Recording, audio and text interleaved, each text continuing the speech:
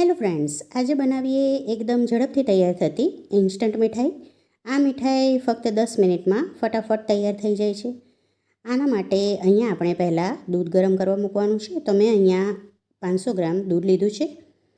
દૂધને આપણે ગરમ કરવાનું છે અને તેમાં કેસરના તાંતણા ઉમેરવાના છે, એટલે દૂધનો કલર સરસ આવી જશે અને કેસરનું ફ્લેવર પણ આમાં સરસ આવે છે.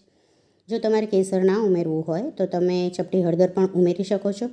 દૂધને 5 થી 7 મિનિટ ઉકાળી લેવાનું છે. દૂધ ઉકળી જાય પછી બીજી બાજુ એક પેનમાં 1 ચમચી ઘી ઉમેર્યું છે. તેમાં 1 વાટકી મેં સોજી ઉમેરી છે. હવે સોજીને ઘી સાથે સરસ શેકી લેવાની છે. 2 થી 3 મિનિટમાં સોજી સરસ શેકાઈ જશે. પછી તેમાં કાજુનો ભૂકો અને બદામની કતરણ ઉમેરવાની છે.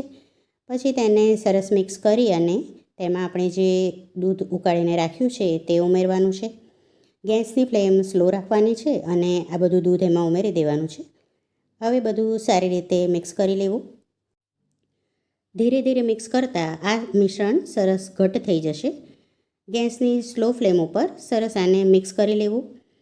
મિશ્રણ સરસ આવું ઘટ્ટ થઈ જાય પછી મેં આમાં 1 ચમચી ઘી ઉમેર્યું છે. ઘી ઉમેરવાથી આમાં સરસ ગ્લેઝ આવી જશે.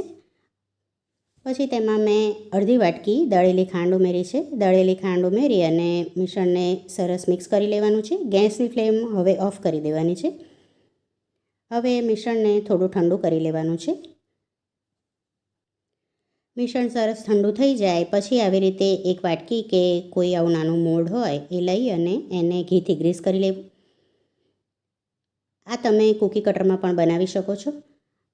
આમાં મેં બદામની કતરણ અને પિસ્તાની કતરણ લીધી છે. હવે આને આવી રીતે બોલ વાળી અને આમાં સેટ કરી દેવું અને પછી તેને અનમોલ્ડ કરી દેવું.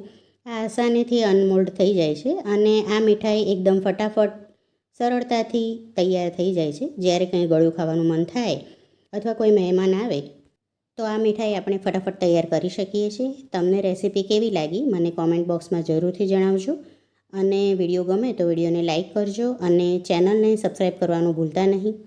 અને ફ્રેન્ડ્સ અને ફેમિલીમાં વિડીયોને જરૂરથી શેર કરજો.